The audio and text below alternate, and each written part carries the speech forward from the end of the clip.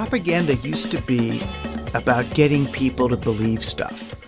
The church, government, or later corporations would create stories for what was going on in order to get people behind some idea or policy.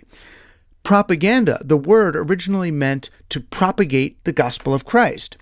Then, the term was revived by public relations guru Ed Bernays when he was describing the way the Woodrow Wilson administration got Americans to support U.S. involvement in World War I.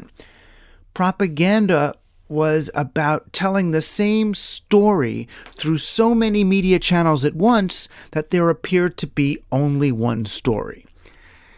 And now, propaganda is really more about getting people to question what they believe, or that there's any truth at all.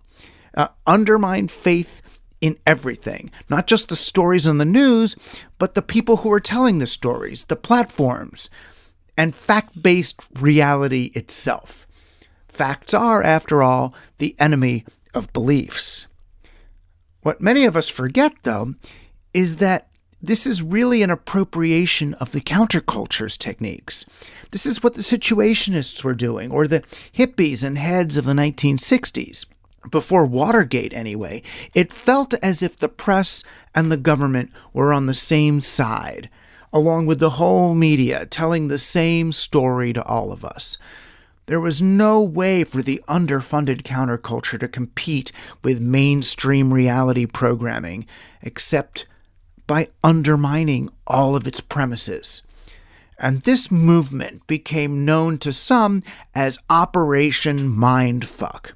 We'll call it Operation Mindfudge for our radio audiences. The term was coined back in 1968 by Robert Anton Wilson and Robert Shea in the books The Illuminatus trilogy. The idea was pranking everything in order to undermine people's faith in government and authority in general. Remember, in 1968, government was Richard Nixon and the Vietnam War. The counterculture was peace and love, hippies putting daisies in rifle barrels. The idea of Operation Mindfudge was to break the trance, say things that may or may not be true, but probably not, but maybe. Like, let's levitate the Pentagon as an act of protest. Or they published conspiracy stories that Lyndon Johnson had sexually abused the exit wound in JFK's head when his body was being transported back to Washington.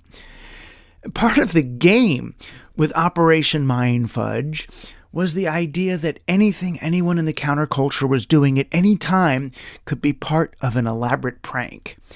And this would put outsiders, the status quo people, in a really difficult position. Right? The only safe assumption was that anything the hippie was doing could be part of Operation Mindfudge, some sort of prank. But because this could only make a person really paranoid, one had to assume that whatever they were doing was probably harmless. They were just, after all, pranks. This, it was hoped, would keep the counterculture safe from prosecution. Anything they were doing would just be chalked up as some little pranky thing. But over the next decades, it was the progressive left whose ideas ended up becoming mainstreamed. Really, from All in the Family onwards, it was progressive values in fictional TV, from Maude to MASH and Murphy Brown to The West Wing. And Operation Mindfudge became a tool of the alt-right. Is the cult of Keck the frog, is it real? Can they cast spells on social media that change the way people think and vote? Or even the president himself releasing more decoys per minute than an Apache fighter jet, forcing Americans to, at the very least, to entertain the thought structures that the entire media is run by the deep state. Anything is possible, right? Climate change is a hoax. The earth may be flat, as an increasingly vocal minority is arguing. Even misinterpreted videos on Twitter, they force everyone to stop and think twice before deciding that they know what it is they're really looking at. But the value of Operation Mindfudge isn't to exchange one delusion for another. It's not about replacing the fantasy of a borderless world with that of a walled nation-state, but seeing all of them as extreme ideological endpoints. They are reality tunnels. They're perceptual understandings shaped by our experiences and our prejudices. None of them can be understood as absolute. But, and this is very important, but at the same time, some of them are a whole lot closer to reality than other ones.